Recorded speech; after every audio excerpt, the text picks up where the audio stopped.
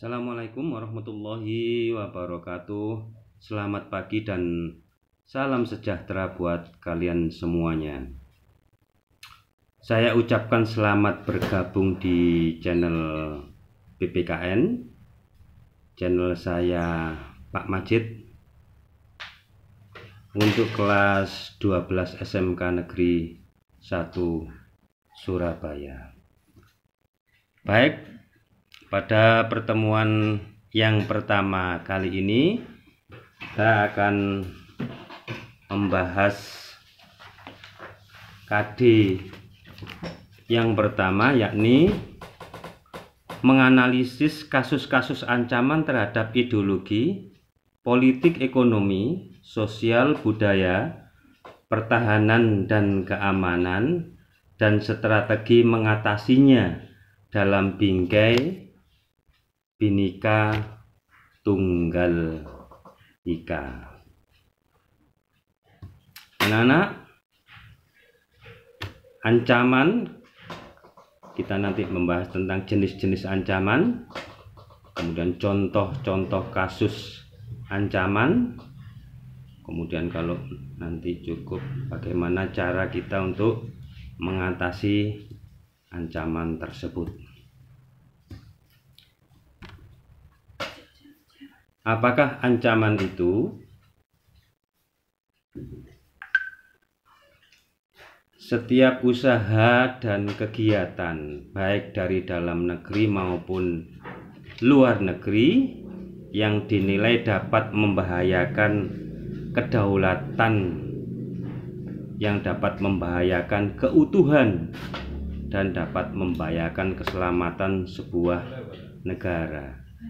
Berikut kita bahas tentang jenis-jenis ancaman. Jenis-jenis ancaman dibagi menjadi dua, yakni ancaman militer dan ancaman non-militer. Ancaman militer berupa kekuatan bersenjata yang terorganisasi, antara lain ancaman berupa agresi, sabotase, spionase, perang saudara, aksi teror, pelanggaran wilayah, serta pemberontakan bersenjata. Agresi merupakan suatu tindakan atau juga perbuatan perilaku, baik itu dengan cara fisik maupun verbal, yang dilakukan dengan secara sengaja serta terencana dengan tujuan untuk menyakiti, tujuannya untuk merusak dan juga menyengsarakan orang lain, baik itu secara individu ataupun secara kelompok. Berikutnya sabotase. Sabotase merupakan satu tindakan pengrusakan yang dilakukan secara terencana. Kemudian spionase.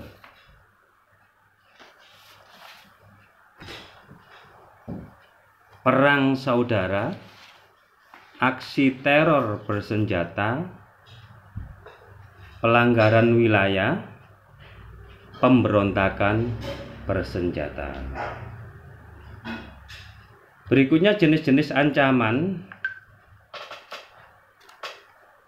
Ancaman non-militer yang bersifat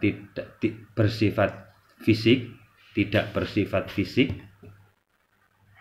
antara lain adalah ancaman militer berupa ideologi, ancaman politik, ancaman ekonomi, ancaman sosial budaya, pertahanan dan keamanan, keselamatan umum, serta teknologi informasi. Ancaman ideologi, ya. Apakah itu ancaman ideologi? Ancaman yang dinilai mempunyai kemampuan yang membahayakan pemikiran masyarakat suatu negara. sehingga akan mengancam terhadap dasar falsafah negara, yaitu Pancasila. Ancaman ideologi bisa berasal dari luar negeri dan bisa berasal dari dalam negeri. Misalnya, ancaman yang berasal dari luar negeri antara lain adalah maraknya propaganda media asing yang sering kita lihat di suatu media, baik di televisi ataupun di surat-surat kabar yang ada di Indonesia. Berikutnya, adu domba yang dilakukan oleh pihak-pihak asing, pemberlakuan aturan-aturan tertentu yang dilakukan oleh pihak asing yang merugikan negara lain atau negara kita. Berikutnya, masuknya berbagai budaya dan paham baru dari luar negeri. Adanya campur tangan politik dari badan-badan asing yang ada di dalam negeri. Munculnya paham-paham radikal dan ekstremisme. Munculnya berbagai aliran sesat di Indonesia.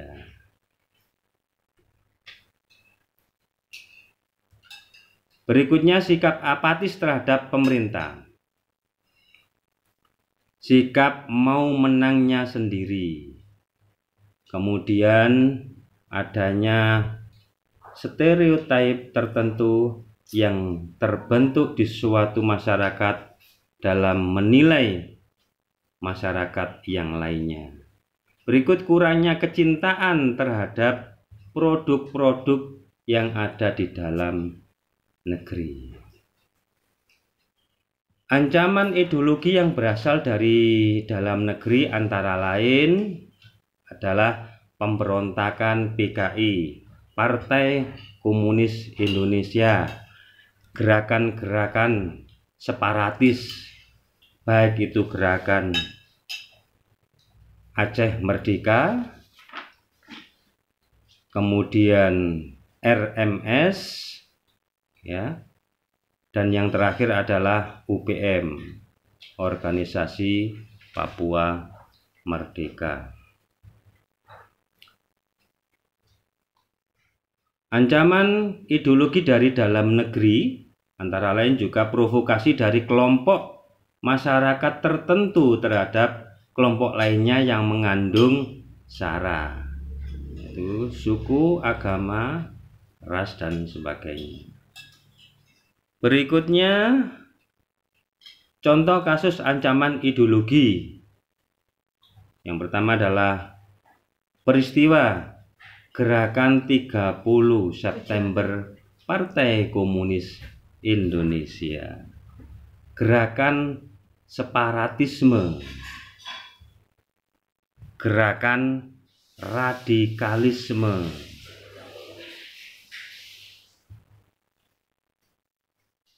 Berikutnya, ancaman politik.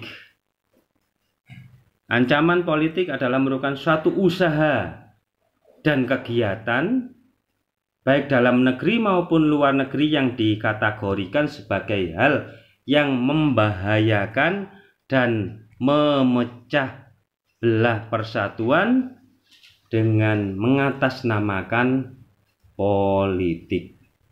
Ancaman politik ini bisa berasal dari dalam negeri ataupun bisa juga berasal dari luar negeri. Ancaman politik dari luar negeri antara lain adalah intimidasi. Intimidasi, berikutnya adalah provokasi,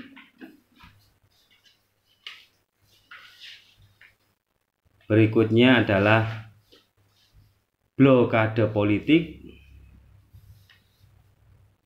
pelanggaran hak asasi manusia, maraknya perbuatan korupsi,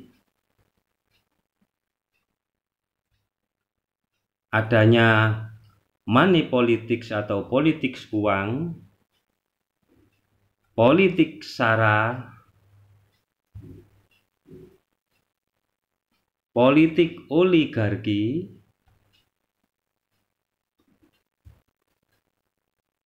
penyerangan batas wilayah sebuah negara. Berikutnya, anak-anak yang saya cintai, ancaman ekonomi, yaitu suatu ancaman yang menentukan posisi tawar-menawar setiap negara dalam pergaulan internasional. Ancaman ekonomi juga bisa berasal dari dalam negeri dan juga bisa berasal dari luar negeri. Ancaman ekonomi yang dari luar negeri antara lain adalah tingkat daya saing yang sangat rendah, kerjasama ekonomi yang buruk, Indonesia masih ketergantungan dengan negara lain. Berikutnya, ketidaksiapan dan ketidakpastian menghadapi globalisasi. Berikutnya, ancaman yang berasal dari dalam negeri. Misalnya adanya pengangguran. Jadi di Indonesia ini ada penyakit yang belum bisa diselesaikan, adanya kemiskinan, kebodohan, dan pendidikan. Memunculkan beberapa indikator antara lain adalah pengangguran. Kemudian infrastruktur yang kurang memadai, sistem ekonomi yang kurang jelas, kemudian inflasi, dan berikutnya kita bahas adalah ancaman sosial budaya. Jadi ancaman sosial budaya, sosial adalah merupakan satu kemasyarakatan yang berasal dari masyarakat itu sendiri. Budaya adalah suatu cara hidup yang berkembang di antara kita turun-menurun. Ancaman yang berasal dari luar negeri maupun dalam negeri bersifat merusak serta mengancam keberadaan sosial budaya dalam sebuah negara. Ancaman sosial budaya ini bisa berasal dari dalam negeri dan bisa berasal dari luar negeri. Ancaman sosial budaya dalam negeri antara lain kurangnya mengelola keberagaman budaya lokal, kemudian terjadinya krisis jati diri atau identitas nasional,